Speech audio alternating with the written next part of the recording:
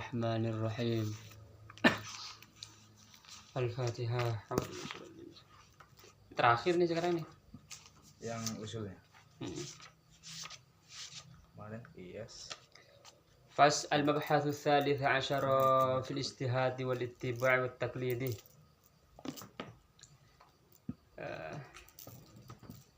Pembahasan yang terakhir yang kita bahas tentang ijtihad, ittiba' dan taklid.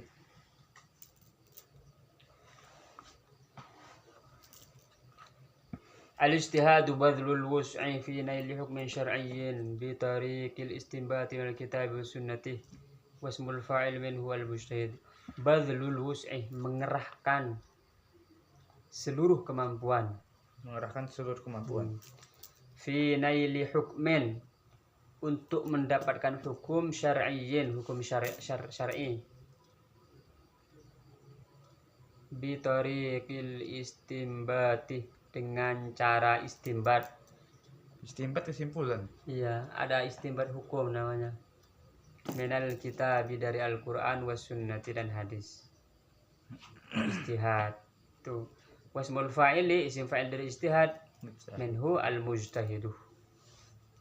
Wal ittiba'u, sedangkan yang disebut ittiba' huwa qabulu qaulil qaili, menerima ucapan seorang yang mengucapkan, wa anta tadri, dan engkau tahu, min aina ma'khudhuhu, ini dari mana tempat pengambilannya. Wasmul fa'il minhu muttabi'un, isim fa'ilnya adalah muttabi'.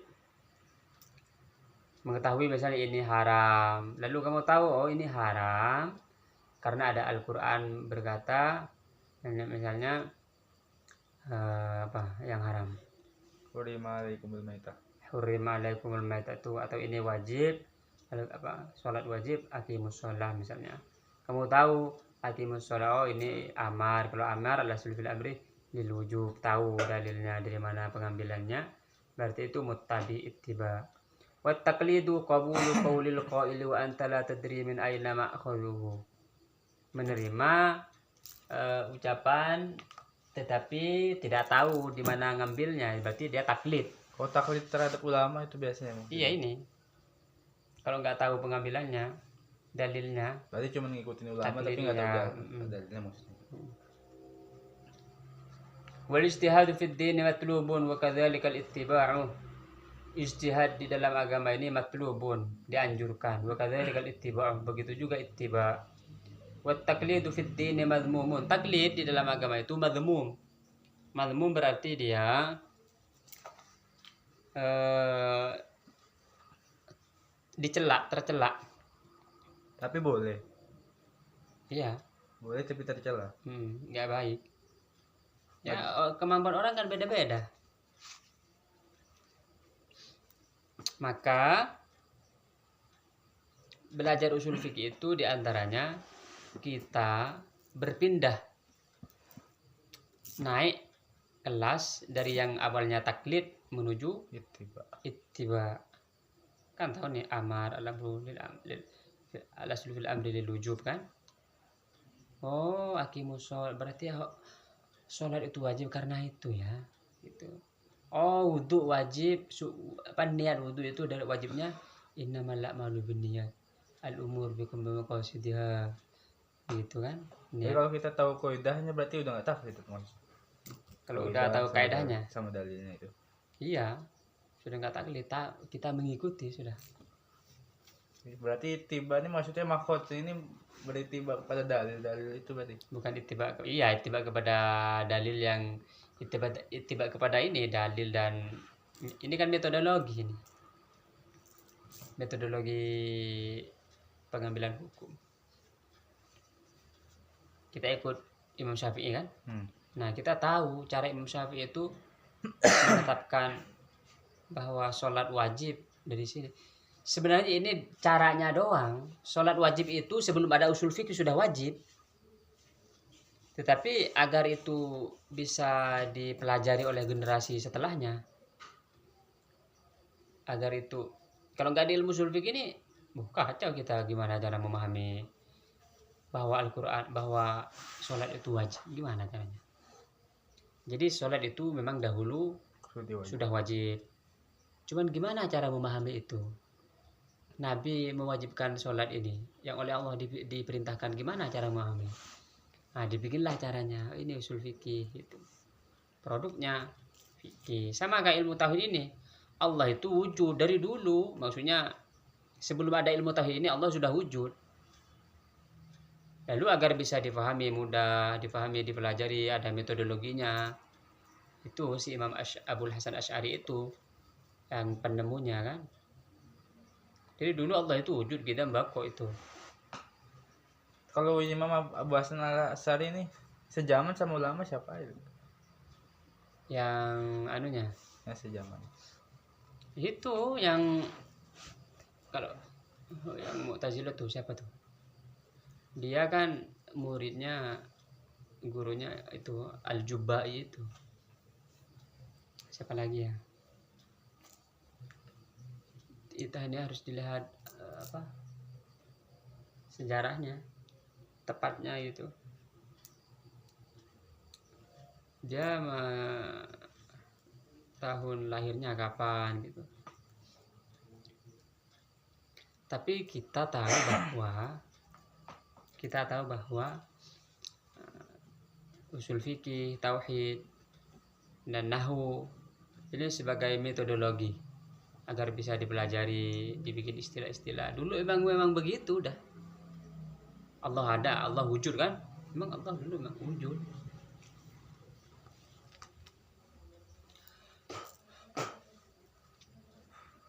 Qala ta'ala, ini walladzina jahadu fina lanahdiyannahum subulana. Ini dalilnya. Qala an-nabi idza ijtahada al-hakim fa hakama fa asaba falahu ajrun fa idza hakama fa akhta falahu ajrun wahidun. Kalau beristihad benar dapat 2 pahala, kalau salah dapat 1 pahala. Tapi ini sudah harus mumpuni, nahwunya bagus, sharhnya bagus, usul fikihnya bagus, Al-Qur'annya hafal, hadisnya hafal.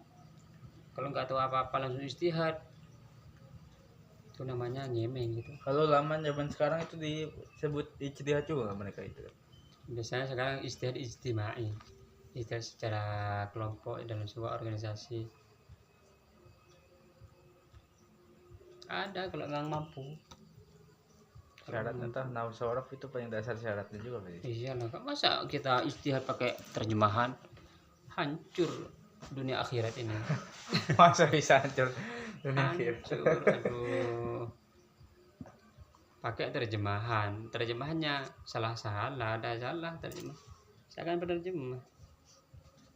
Qala ta'ala ittabi'u, ini yang dalil ittiba, ittabi'u ma unzila ilaikum min rabbikum.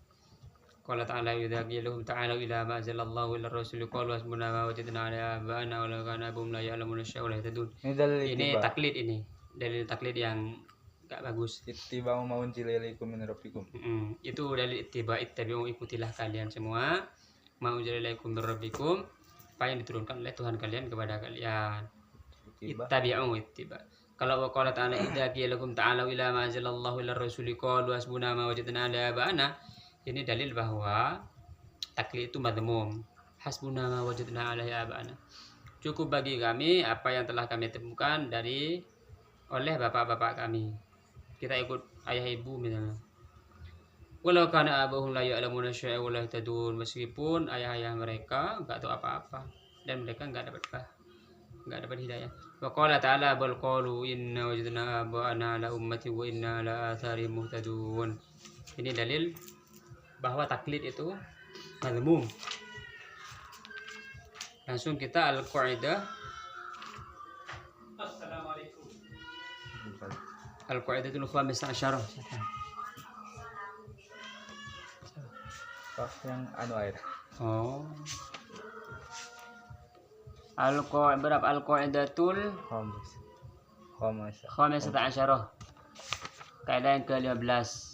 Ad-daruratu tubihul mahdhurati. Darurat itu membolehkan yang dilarang. Yajuzu aklul maytati wa lahmul khinzir indal makhmasati wa isagatil lukmati. Ini kurang anunya nih. Kurang apa? Lamnya al-lukmah. Bil khamri.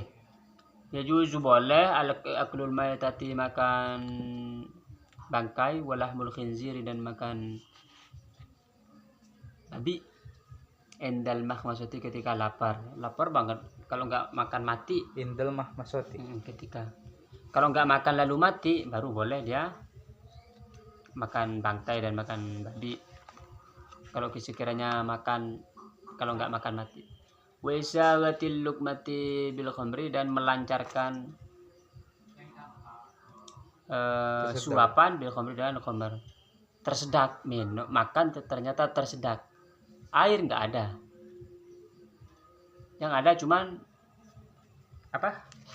Khamr, maka boleh. Cuman untuk melancarkan doang, kalau sudah selesai nggak boleh lebih. Ya juzu talaffudzu bi kalimatil kufri lil ikrahi, boleh melafalkan kalimat kufur ketika dipaksa, disuruh dipaksa. Kalau nggak mengucapkan Tuhan ada banyak, misalnya dibunuh, boleh, tapi di hatinya harus tidak meyakini. Ya juzu akhdhu malil mumtani min ada'id dain bighairi idnihi. Nih, boleh mengambil harta orang yang tidak mau melunasi hutangnya bighairi idnihi, tanpa izinnya, boleh. Ini masuk juga kaidah yang itu, kaidah yang apa, al-umur bimaqasidiha ya kemarin. Tergantung niatnya berarti.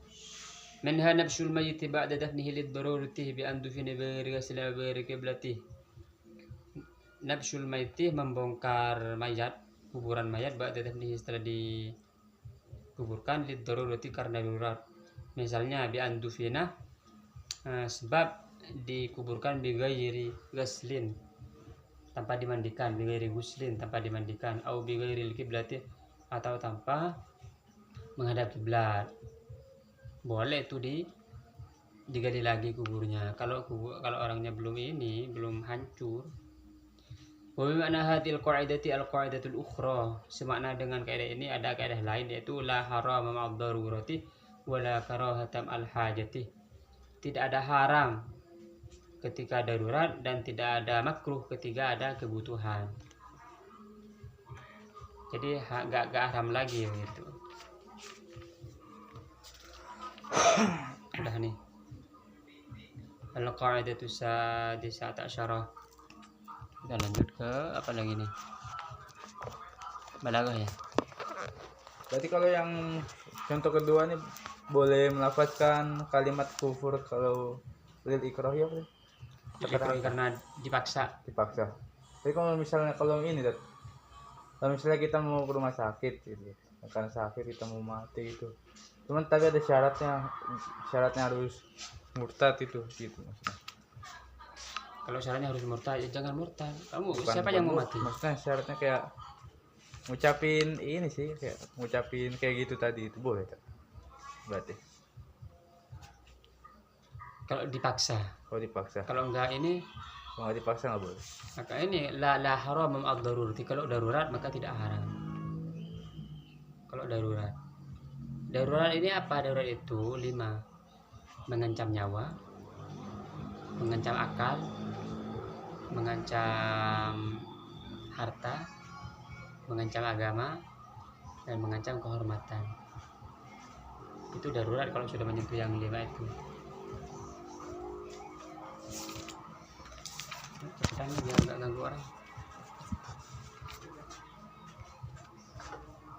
Kita sudah pada al-babu tsalits at-taqdim wa at-ta'khir. Nih. Ini penting nih. Kamu sering nanya ini kayaknya. Al-babu tsalits, bab yang ketiga, fit taqdim wa at-ta'khir, tentang takdim dan takhir. Mengedepankan dan mengakhirkan. Jadi di dalam bahasa Arab itu sebuah kalimat ditaruh di depan dan sebuah kalimat ditaruh di belakang itu ada artinya. Minal ma'lumi annahu la yumkin nutqu bi ajza'il kalami dafa'atan wahidatan. Kita tahu bahwa untuk mengucapkan itu tidak bisa sekaligus, pasti ada awal ada akhir. Makhlukan. Bal la budda min taqdimi ba'dil ajza' wa ta'khiril ba'di. Pasti ada yang di depan, ada yang di belakang kan. Wala syai'un minha fi nafsi aula bit taqaddum wal akhir. Dan kalimat itu tidak ada yang lebih utama untuk dikedepankan dari yang lain. Tidak ada. Listiraki jami' al-alfaz min haitsu hiya alfaz fi darajatil i'tibari. Karena secara lafal bisa jadi disebutkan di depan. Saya minum misalnya. Bahasa Arab ya. Syaribtu atau anah misalnya, anah syaribun. Bisa kan? Misalnya doang. Fala budda li taqdimi hadza ala dzaka min da'in yujibuhu. Maka agar sebuah kalimat ditaruh di depan harus ada da'in, harus ada faktor, harus ada sebab yang menyebabkannya.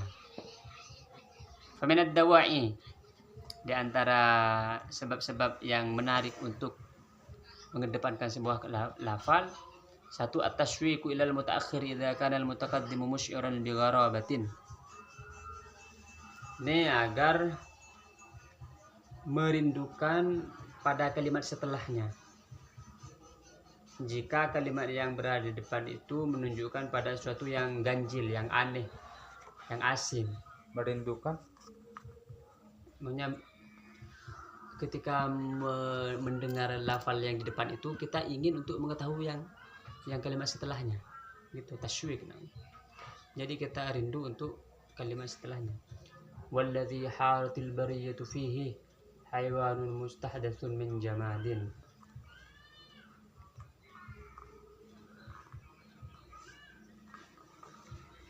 Alladzi haratil bariyatu fihi. Ini gampangnya sih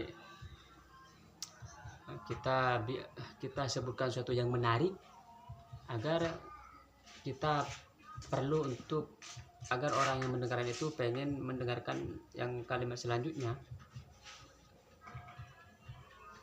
Wa ta'jilul masarrati awil masaati, mempercepat kebahagiaan atau kesusahan. Al-afu angkah sadara bil amru. Al-afu, saya memaafkanmu. Jadi al-afu itu disebut di awal. Au al-qisasu hakama bihil qadi. Qisas sudah ditetapkan oleh qadi. Ini kan bisa jadi hakamal qadi bil qisasi kan, tapi disebut al-qisas dulu. Biar dia langsung terkejut kan. Ini al-afu angka sadara bil amri. Ini kan bisa jadi kamu saudara angkal afu misalnya. Tapi ini afunya, maafnya disebutkan di awal agar langsung senang orangnya. Itu yang takdim berarti. Yang takdim. Ini takdim semua nih. Wa kaunul mutaqaddim mahattal inkar wa ta'ajjub. Kata yang dikedepankan itu adalah tempat untuk mengingkari atau kagum. Jadi kita sebutkan sesuatu yang dikagumi atau diingkari. Aba'dah tulit tajribati tankhadu bi hadhihi zakharifi. Apakah setelah punya banyak pengalaman kamu masih tertipu dengan perhiasan ini? Ba'da tajribah. Ba'da tulit tajribah. Kamu sudah pengalaman banyak. Ini ba'da tulit tajribah ini kan bisa disebutkan atan khadi'u bi hadhihi zakharif ba'da tulit tajribah. Bisa disebutkan di belakang, cuman ini disebutkan di depan karena agar dia terkejut, agar dia kagum-kagum atau dia mengingkari. Wan nasu ala umumis salbi. Oh ini nih. Wan nasu ala umumis salbi, dan menentukan umum salbi. Au salbil umum, atau menyatakan umum. Fal awal yakun bi taqdami adil umum ala adatin nafyi. Lahu kullun dzalika lam yakun aw lam yakun hadza wa hadza. Wa tsani yakun bi taqdimi adatin nafyi ala adatil umum lam yakun kullu dzalika aw lam yakun al-madmu' fa yatamil thubutul ba'd nafyu. Perhatian begini nih. Ini mirip-mirip nih. Pertama yang disebut dengan umumus salbi. Umum negatif. Mengedepankan huruf yang apa? Mengedepankan kalimat yang umum dari negatif, dari huruf yang punya arti negatif. Contoh, kullu dzalika lam yakun. Kullu dzalika lam yakun. Kalau kullu dzalika lam yakun berarti dia punya arti umumus salbi. Keumuman negatif artinya keseluruhannya tidak terjadi. Kullu dzalika lam yakun. Berarti mengedepankan Ini mengedepankan kalimat yang umum dulu, baru setelah kalimat yang umum ada kalimat nafi. Kullu dzalika lam yakun. Berarti ini lam yakun hadza wala dzak. Tidak ada apapun yang terjadi. Jadi kalimat yang umum dulu baru nafi. Kullu dzalika lam yakun. Nah, itu namanya umumus salbi. Umum negatif artinya negatif keseluruhan. Lalu salbul umum. Salbul umum ini artinya meniadakan umum, artinya tidak keseluruhan. Caranya mengedepankan huruf nafi lalu kalimat yang umum. Coba cek nih. Lam yakun kullu dzalika. Huruf nafi dulu, lam yakun kullu dzalika. Kullu dzalika kan yang umum. Maka kalau lam yakun kullu dzalika ini artinya lam yaqa'il majmu'u fayahtamil thubutul ba'di wa yahtamil nafyu kulli fardin.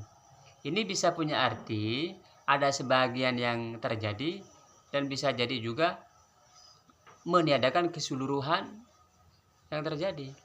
Jadi kan kullu dzalika lam yakun dan lam yakun kullu dzalika. Kan sama secara bahasa Indonesia.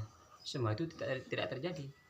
Tapi dalam balaghah ini kalau dia mendahulukan yang umum dulu, lalu setelah yang umum ini ada huruf nafi, berarti dia umum salbi. apa? Umum salbi. Umumus salbi. Umum salbi artinya keseluruhannya. Kullu dzalika lam yakun, semuanya tidak terjadi.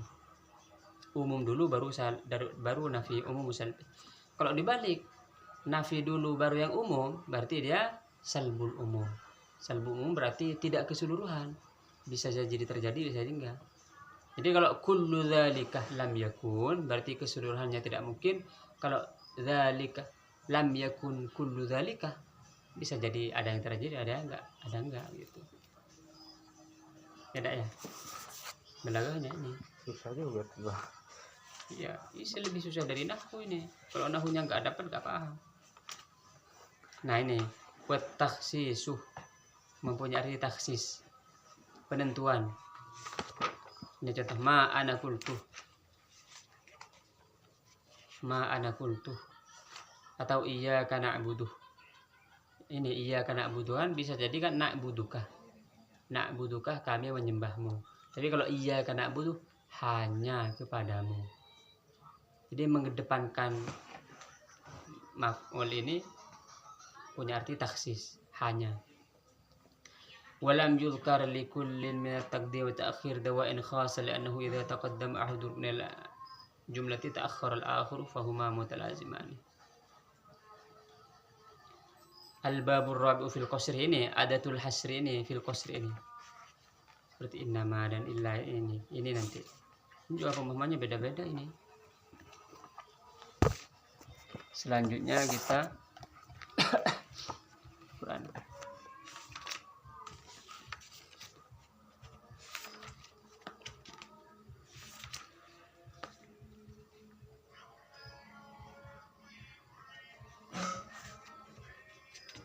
Nih, fawaidu ma'rifati asbabun nuzul. Manfaat mengetahui asbabun nuzul. Qad yadhunnu ba'dun nasi annahu la ta'ila tahta hadzal fanni wa la athurun kabirun li jaryanihi majra at-tarikhi wal qasasi. Sebagian orang ada yang berpendapat ini asbabun nuzul enggak bermanfaat. Fa inna asbabun nuzul ala za'mihim la sadruri min awad tafsir kitabillah. Karena menurut mereka enggak daruri ini untuk memahami tafsir. Wa hadza za'mun khati'un wa qaulun mardudun, itu adalah pendapat yang salah. La yasdur min alimin bil kitabi. Itu orang yang ngomong begitu enggak tahu, enggak alim Al-Qur'an. Mubtalin ala aqwal mufassirin, enggak melihat ucapan pendapat-pendapat para ahli tafsir. Wa nahnu naqul tarafan min ara'i ba'd ulama tsumma na'budu dzikra fawaid asbabin nuzul.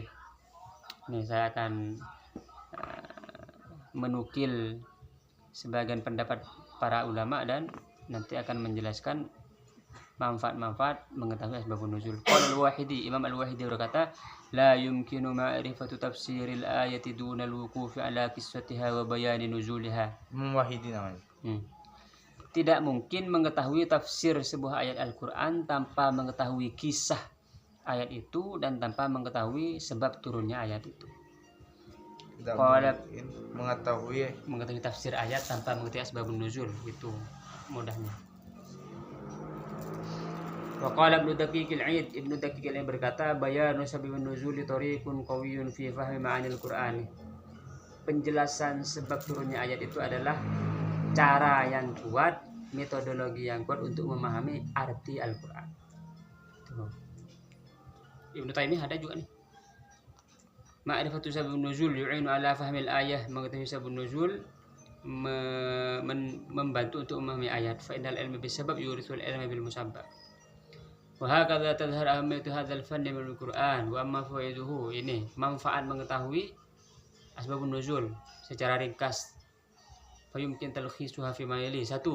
Ma'rifatu wajhil hikmatil ba'itsati ala tasyri'il hukmi. Mengetahui sisi hikmah yang mendorong pensyariatan hukum. Mengetahui sisi hikmah yang mendorong pensyariatan hukum. Yang kedua, takhsisul hukmi bis sabab. Mengkhususkan hukum dengan sebab. Indama yaru annal ibrata bi khususis sabab. Yang ketiga, daf'u tawahhumil hasri fi ma zahiruhu al-hasru.